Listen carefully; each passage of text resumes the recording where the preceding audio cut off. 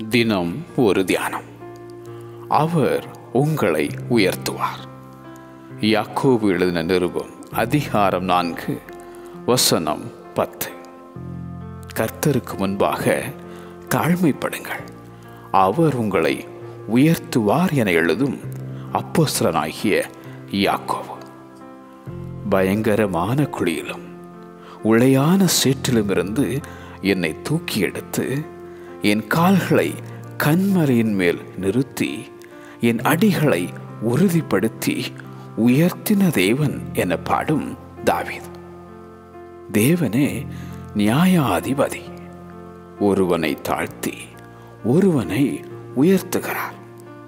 அவர் சிறியவனை புழுதியிலிருந்து எடுத்து எளியவனை குப்பையிலிருந்து உயர்த்துகிறார். கைதூக்கி எடுத்து உன்னை உயர்த்தும் அந்த உன்னத தேவன்.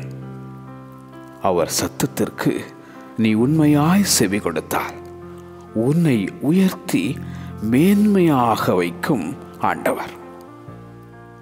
உனக்கு விரோதமாய் எழும்புகிறவர்கள் மேல் உன்னை உயர்த்துவார்.